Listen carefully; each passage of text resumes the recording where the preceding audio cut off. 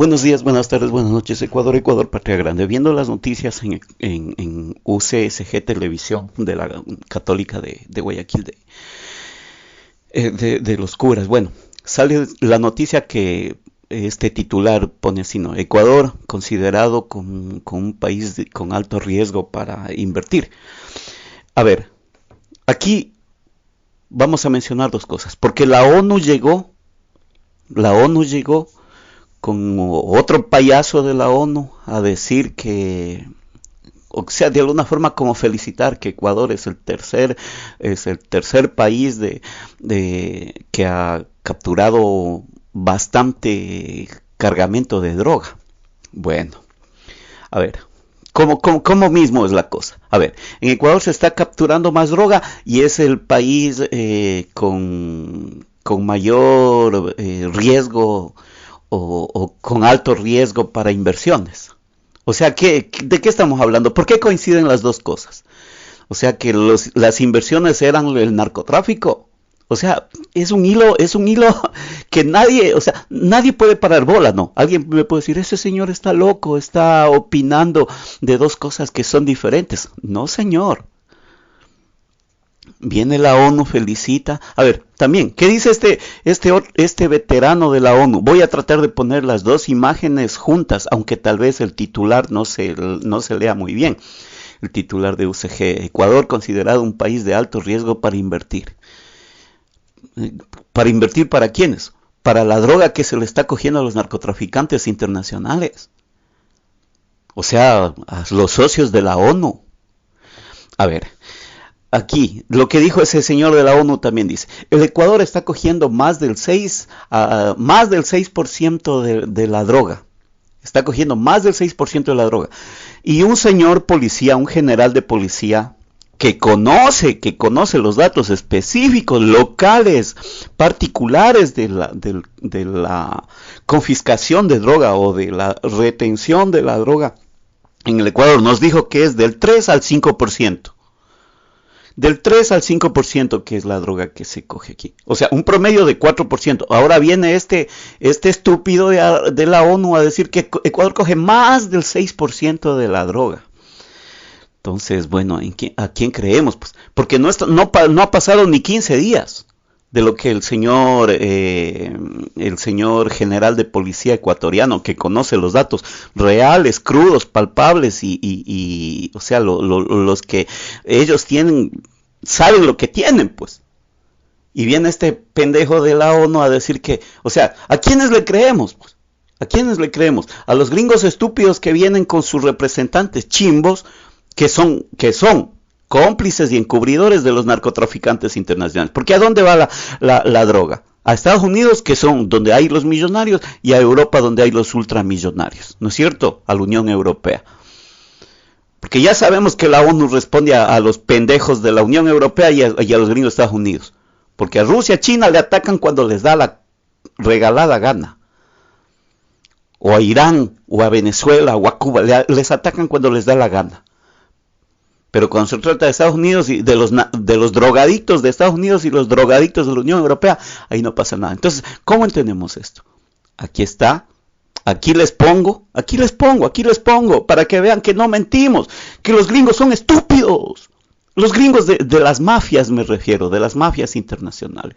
Entonces, allí están. Voy a tratar de ponerle, como digo, las dos imágenes juntas de UCG Televisión y el viejo ese de la ONU que felicita al Ecuador. Y no nos comemos el cuento. Aquí hay gato encerrado. A Patricio Carrillo en el CAL, en el Consejo de Administración Legislativa, ni sé cuantito, con Fernando Villavicencio a la cabeza, ya no le van a seguir juicio a Patricio Carrillo, no le van a seguir juicio. ¿Qué amarres de narcotráfico hubo? A ver, también al general Jorge Buenaño Castillo, también el Patricio Carrillo, ¿qué dice? Yo ya va a justificar, porque es poquito nomás, $25,000 nomás que no puede justificar el general Buenaño Castillo. Estaba viendo y verán, del caso de los narcogenerales, le ponen a este Fausto Buenaño Castillo, no, Fausto Giovanni Buenaño Castillo. Le ponen como uno de del caso de los narcogenerales. Pero hay otros dos. Y verán, justo esos tres generales son los que menos monto tienen dentro de lo que, o sea, dentro de los bienes o el patrimonio que ellos tienen. De 200,000 para abajo, los tres generales que los denuncian. Vean, y los otros generales que pasan de los $800,000 a 1 millón casi, los otros generales, ellos están tranquilitos, vean. O sea, no les parece ilógico. O sea, los generales más pobres son a los que les están cogiendo de patos. Entonces, por eso en la asamblea, en el CAL, tienen que defender a Patricio Carrillo y a su grupo. ¿Sí entienden?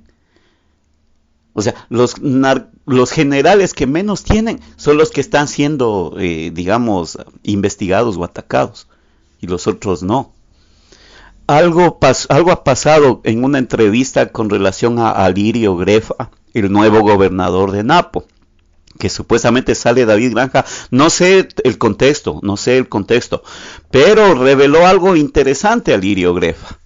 Por ejemplo, de que fue cercano a Alex Hurtado cuando era alcalde, que ya fue gobernador en alguna ocasión. Y nosotros le manifestamos al señor en una oportunidad que hubo, como con las denuncias respectivas de algunos temas particulares que representan un interés social de toda la comunidad de Tena y de Napo. Entonces, todavía no sé qué es lo que está sucediendo porque hay, como digo, hay algún tema medio neurálgico con respecto a Lirio Grefa. No sé qué habrá sucedido. El pedido que le hicimos es que no se deje opacar por quienes han manipulado aquí en el Napo. Eso le dijimos de forma transparente, de forma abierta, como a cualquier autoridad se lo hubiésemos dicho. Pero ya sabemos que nosotros no teníamos estas referencias de que viene del Instituto Hermano Miguel. Bueno, obviamente en alguna institución de aquí el TENA debe haber estudiado, pero que sí, o sea, si es que fue autoridad antes, o sea, sí tenía la referencia y conoce de cómo funciona y debió conocer, o sea, como persona adulta, como persona razonable, debe saber que aquí ha habido muchos amarres de la gente colono mestiza y especialmente de Alex Hurtado Borúa. Entonces hay que tomarle con pinzas estas situaciones. ¿Por qué? Porque él se debe a muchos temas o sea, que están y deben defenderse a favor de los pueblos originarios, cuanto de las personas humildes que hemos sido pisoteados por esta otra gente de los Gutiérrez, de los Moreno. Hay que decirlo con puntualidad. No sé exactamente, ya hemos de llegar a saber y a sacar una opinión y un análisis mucho más contextualizado con respecto a qué pasó allí. Porque sí, en efecto, hay algunos temas, por ejemplo, cuando manifiesta el actual señor gobernador de que hay mucha gente indígena o jóvenes quichuas que están de pronto en el microtráfico. Pero, o sea, la pregunta es, señor gobernador, a Lucio Gutiérrez le cogieron presuntamente con cargamento de droga líquida en Pozorja, pues. Y o sea, hay que también hablar de cuáles son los capos grandes, pues, del narcotráfico. Entonces los jóvenes, a quienes del medio local conocen, porque no vamos a culpar solamente a los colombianos o a los venezolanos que vienen de otros lados, por si acaso, no más, no, eso, o sea, es algo más medular, el tema más neurálgico. Y con los amarres que ya mencionamos de Patricio Carrillo allá como comandante general, oye, sí que, o sea, yo no quiero, porque algunos, oye, que solamente dice que es salado. Tal vez antes, cuando éramos jóvenes, cuando no conocíamos el contexto de la realidad nacional, tal vez decir, chuta, soy salado, no me sale nada. Pero ahora confirmamos que no es que somos salados, es que los corruptos no nos permiten desarrollar libremente y naturalmente, porque los narcotraficantes han estado encima, han estado atrás de todos estos hilos. Entonces hay que plantear muchas cosas entonces, y el comandante de policía, y Jorge Buenaño, que digo, Fausto Buenaño Castillo, el general de policía, y Lenín Moreno encubriendo al narcotráfico, Leandro Norero, el narcotraficante, con David Norero, candidato a vicepresidente de Lucio Gutiérrez, de Sociedad Patriótica. Sociedad Patriótica, ¿por qué entró en alianzas? Si Sociedad Patriótica ya desapareció hace tiempos, o sea, ya, pero los amarres de narcotráfico dan espacio para estas cuestiones. Aquí en Tena hay muchas cosas que están oscuras todavía.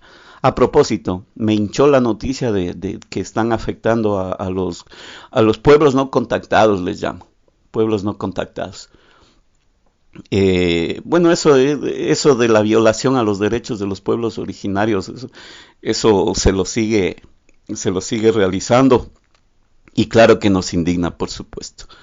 En todo caso, por ejemplo, no nuestros hermanos tagaeris, taromenanes y pueblos no contactados no tienen armas, pero los hermanos de pueblos originarios que ya están de este otro lado o se han occidentalizado, ellos ya tienen armas.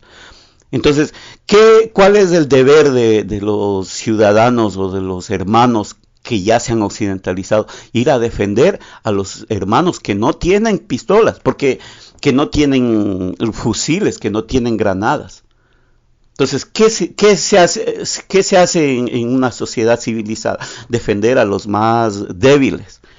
Entonces, si es que se necesita o si se requiere armas, pues seguramente hayan de estar con armas defendiendo a sus hermanos que no tienen la posibilidad de defenderse ante los helicópteros, ante los aviones, ante la intromisión ¿y en qué época se da esta noticia? Todavía no sé todo el contexto de esta noticia, pero, o sea, que se dé en este gobierno de Guillermo Lasso, igual que con Lenín Moreno, son los que violaron